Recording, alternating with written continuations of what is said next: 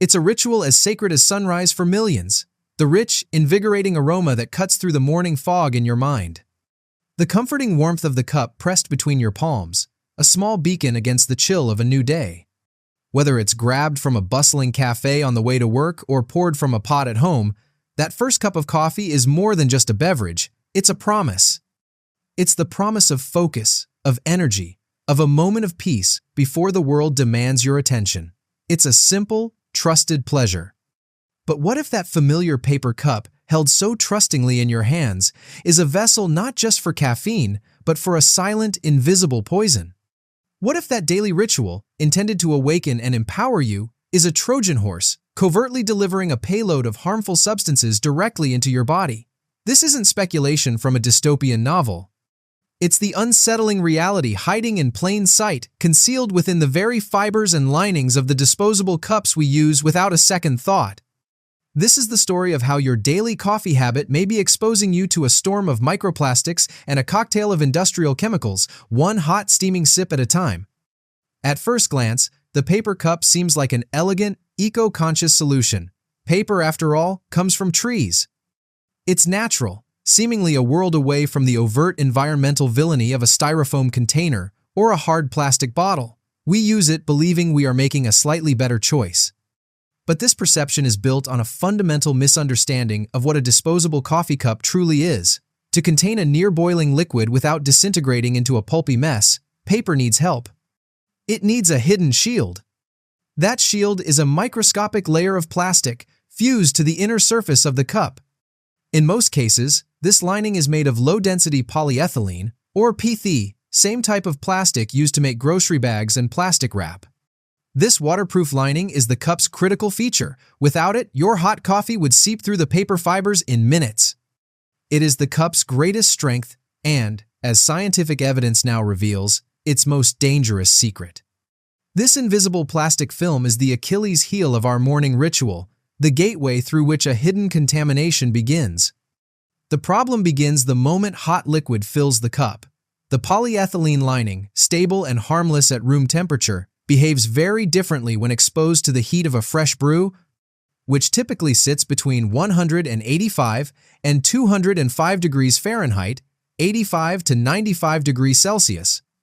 This intense heat acts as a powerful catalyst, causing the plastic layer to degrade and break down, releasing an invisible blizzard of tiny particles directly into your drink. It's not a slow, gentle process. It is a rapid and massive contamination.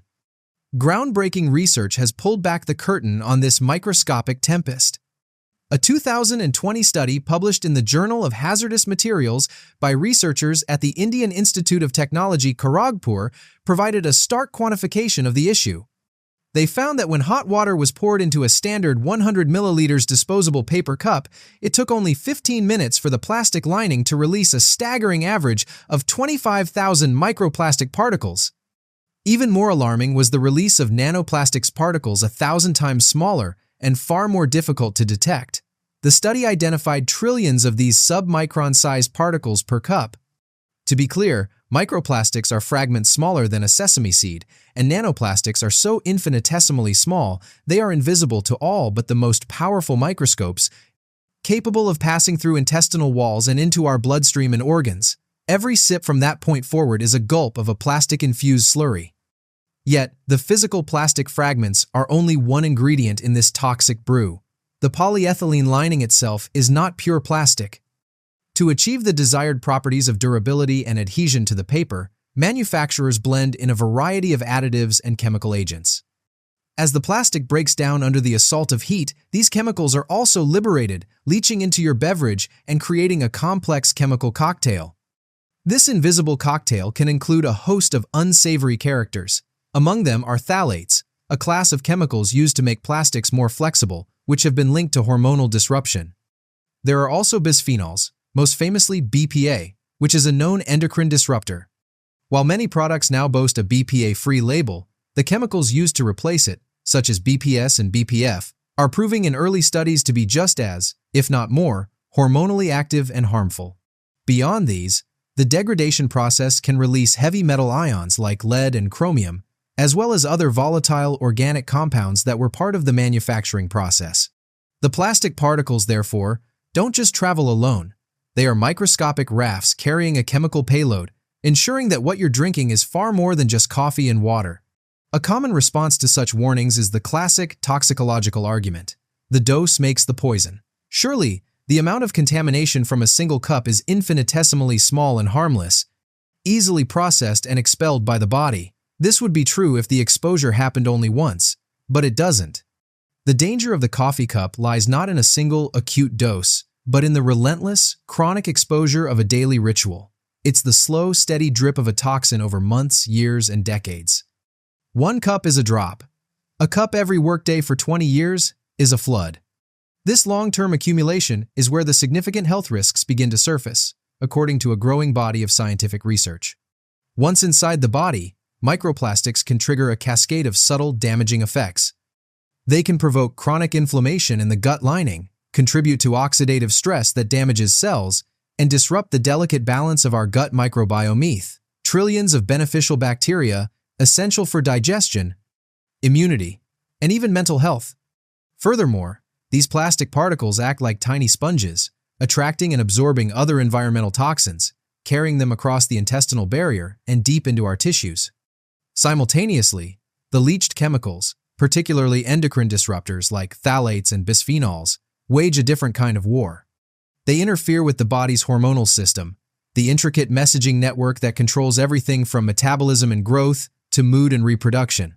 By mimicking or blocking natural hormones, these chemicals can contribute to a frightening range of modern health crises, including infertility, metabolic syndrome, obesity, diabetes, and an increased risk for hormone-sensitive cancers. While the full definitive picture of long-term exposure is still being pieced together by scientists, the preliminary evidence is painting a deeply unsettling portrait, suggesting our convenient habit is a long-term gamble with our health. We have journeyed from the comforting aroma of a morning coffee to the unnerving reality of a microscopic chemical storm. The evidence is clear. The disposable paper cup, an icon of our fast-paced, convenience-driven culture, is a compromised vessel. It's a delivery system for a daily microdose of pollutants that, over a lifetime, may contribute to the very chronic illnesses we strive to avoid. The greatest threats are often the ones we cannot see, and the danger here lies not in the single event, but in the quiet, unthinking repetition of the act itself. But this knowledge is not meant to be a source of fear. It is meant to be a catalyst for change. The power to reclaim your morning ritual from this hidden threat rests entirely in your hands. The solution is not to abandon coffee, but to abandon the disposable culture that surrounds it. It is as simple as investing in a high-quality, reusable mug made of glass, ceramic, or stainless steel. It's the conscious choice to take 5 extra minutes to enjoy your coffee for here in a real washable cup at the cafe. It is a shift in mindset from transient convenience to lasting well-being. The choice, like the coffee in your cup, is now yours. It is a choice that extends beyond a simple beverage. It is a decision about what you are willing to tolerate putting into your body, a vote for your own long-term health, and a small but significant stand against a world awash in single-use plastics. The safest coffee cup is the one you use tomorrow, and the day after, and the day after that,